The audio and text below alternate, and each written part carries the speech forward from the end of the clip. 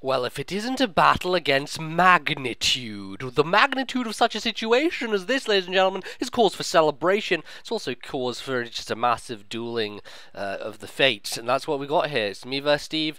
We do another X and Y battle, and he is once again using sticky web because that's horrible, and I don't like it that much, but my team should be okay against it, I think. I'm hoping at least. We'll see how that goes down, but shout out quickly first to Barry from my Facebook who recorded this for me and has offered to record stuff. Quality's a bit low on this one, but hopefully that should be better in the future. So yeah, we're going to lead off with the Boony Spot, Alakazam. Focus sashed, of course, and I'm able to take a hit from the Halucha. I wasn't sure whether he's going to be scarfed or not, or what he was going to be running, but I think Halucha is actually just naturally faster than Alakazam anyway, I think. It's like 118, Alakazam's... Is Alakazam 120? I can't remember. I honestly can't. So I don't actually really know at that point whether he's scarfed or whether he's just, you know, faster than me naturally. So I go for the Dazzling Gleam, and in comes T-Tar. Doesn't take a huge amount from it because of the obvious special defense boost. And then he decides to go Mega, hoping that I would miss the Focus Blast or that he would live, maybe. But yeah, unfortunately, even though Mega T-Tar I think gets a special defense boost, it is definitely not going to be able to take a Focus Blast from Alakazam because, well, I am really freaking powerful and I'd already taken a chunk out of his HP, so he's pretty much down in the dirt. So goes back into Halucha. This thing's most likely going to U-turn again, just to chip off that 1 HP from me, the Focus Sash. But he actually goes for the Aerial Ace, going to Gliscor, which is the best thing to take it. Being a Gliscor, I have a very strong defensiveness within my body, and so I shall call upon that multiple times to just take hits. So I'm going to force him out, goes into the Galvantula, which thankfully is not actually going to be able to set up the Sticky Web this game, because I managed to knock off to get rid of its Focus Sash. And so either he has the choice of getting Sticky Web up here or just trying to hit me with a move and do damage. He ends up going for the Bug Buzz. I'm not quite sure why he didn't try and set up Sticky Web, but you know, sometimes you're just in that situation and you're overthinking. Maybe he thought I would switch to something and to try and dodge the Sticky Web. And there you go, he didn't get it up. So definitely playing into my favor here, which I am pleased about. I'm not gonna lie, that's very satisfying. So let's go looking at a good amount of HP. He goes into Noivern, which, in all honesty, like, Noivern is a threat, and I don't really have anything I want to switch to. Like, Togekiss I know can take a hit, but it wouldn't appreciate switching in, taking a hit, and then it may not live another one, because I'm running Bold on Togekiss. It's more physically defensive than special, so I wasn't wanting to do that. I decided to just let Gliscor die, sacrifice it, and then get the free switch into Togekiss, which means I can definitely take at least one hit, go for the Dazzling Gleam, and hopefully kill him, but I just quite don't. Reason being is that my Togekiss doesn't have any special attack investment whatsoever. It's basically max HP with 176 in defense and 80 into special defense. So my Dazzling Gleam for some reason seems to just not be hitting the mark. It's like I literally would need like 4 or 8 EVs into special attack to kill those kind of things, but not really working out for me. Now Steve goes into Halucha again, shows me the Poison Jab, which he was very certain would kill me, but he clearly didn't realize that I was running a Bold Togekiss with 176 defense EVs, and I'm able to tank that hit fairly nicely.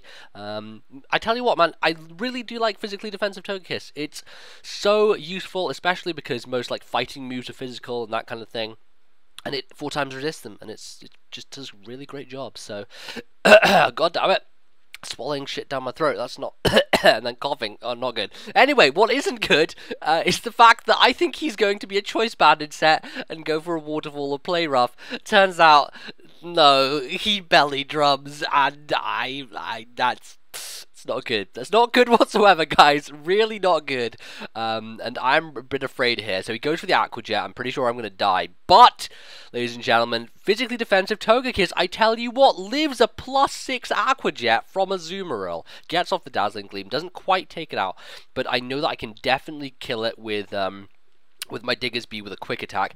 I'm not quite sure, however, after this turn that with the lefties gain, I will be able to. So my plan of action here is to go into my Greninja, get off a Water Shuriken, and hopefully that will do enough damage to chip him down to the point at which I'm kind of confident that Diggersby will be able to one-shot him with a quick attack. Because at that range, I was looking at it, I was like, oh, I really want to go into Diggersby in quick attack, but I just didn't have the balls to do so. So I just kind of went for a little bit of a safer play, less risky. Go Greninja, try and get good old Water Shuriken, but I does only 2 hits. I don't kill it, and also added to that, I live, what? Somehow, just because of the resistance, my Greninja lives a +6 Aqua Jet, which is fucking crazy. It kind of shows me that maybe, you know, Belly Jet Azumarill isn't all that powerful, or as powerful as it kind of proclaims to be. It's not actually doing as much work as I expected it to, honestly. Didn't kill the Togekiss, didn't kill the Greninja, and I'm able to basically get off that chip damage again. Total of 5 Water Shuriken hit, because 2 on the first one, 3 on the second. Nothing too spectacular, but it does grant me enough to the point at which I know now definitely I can safely bring in Diggersby and go for the quick attack. And because Diggersby has higher base speed than Azumarill, it is much faster. It can go for that, smack it in the face, and finish the thing off. So, crisis averted. The thing's still dangerous, man. I'm not gonna lie. Azumarill is still fucking dangerous, still really good, but I was able to deal with it, and I'm definitely glad for that. So, goes into his last thing, which is his Goodra. I definitely know that I can bring Diggersby back in later and go for the Earthquake and easily take him out. But for now, I kind of decide to sack my Manetric. I know I can live 1 hit and then Mega Evolve and go for the Hidden Power Dragon. I just somehow got Hidden Power Dragon on this guy, and I was like, you know what, fuck it. I'm just going to give it Hidden Power and see if it helps me ever. Nope. Turns out not to be the case, because it does like next to nothing to this Goodra.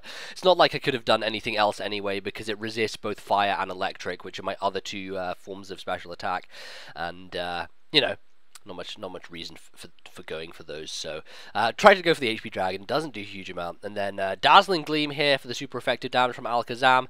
That doesn't do a huge amount either, but it's all about the chipping away of the damage. This is his last guy, so I'm just wearing him down to the point at which I can bring in Diggersby safely, take a hit, and finish him off with an Earthquake, and that's exactly my plan. So bring Diggersby in.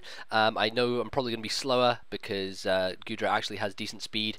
Goes to the Dragon Pulse, but because of my natural bulk, or not really natural bulk, but Diggersby can take a Dragon Pulse from a defensive Goodra, and it takes it really nicely. And goes for the Earthquake and finishes the thing off. So Diggersby pulling out all the stops here.